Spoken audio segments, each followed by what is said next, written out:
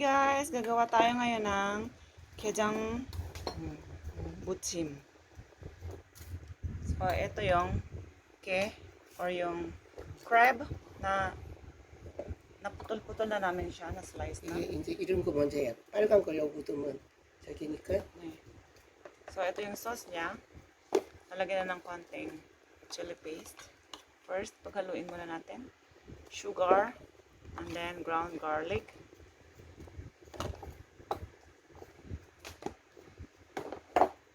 Next, ngayong ginger. Ayan yung ginawa namin, ginger tea.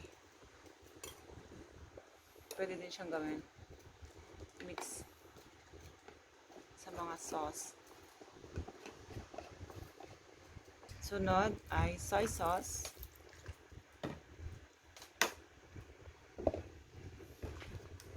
Next is the chili paste. Mga ganon, 2 kutsara. Hindi man puno.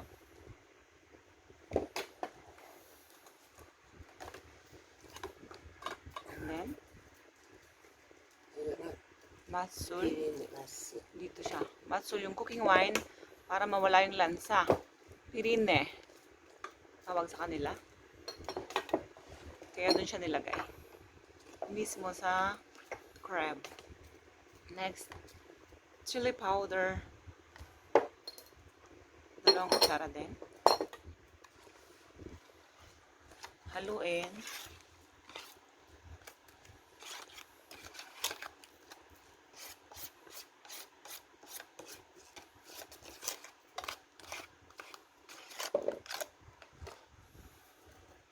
Then,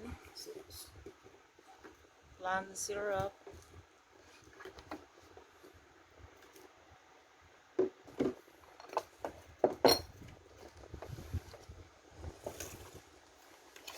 Lalagay na siya dito sa crab.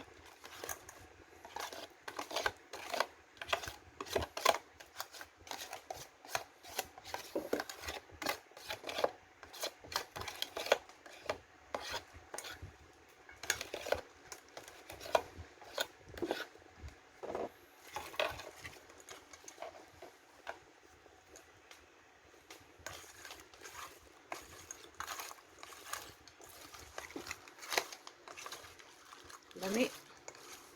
Sarap niyan.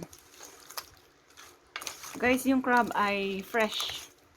Galing nga siya sa freezer. Kailangang frozen at galing sa ref para hindi siya malansa. And the last one, apple syrup or uligudang.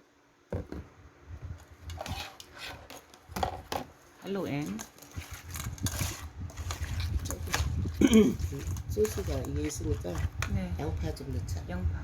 Lagyan daw natin ng onions. Ayan na siya guys. So ilalagay natin yung onion, tsaka yung green and red chili. Wait lang, nalaglag tuloy. Ayan na lang siya.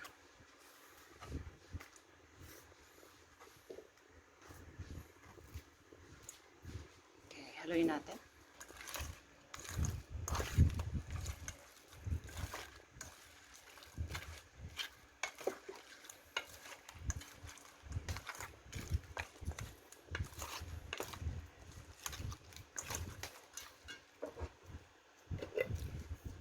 Sesame seeds.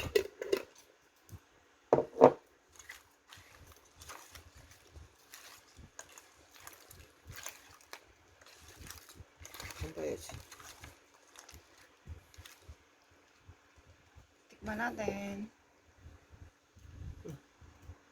Ako daw ang titikin.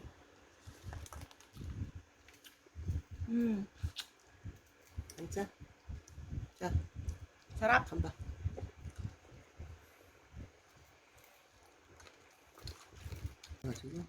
Lipat na sa lalagyan.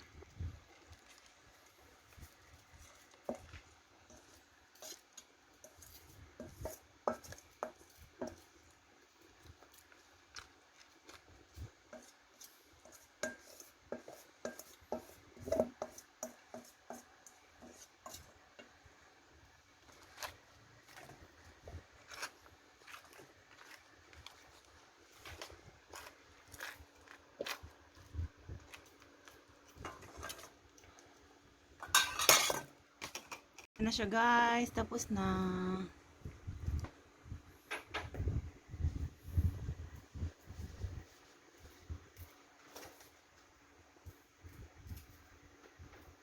Thank you for watching. Bye bye.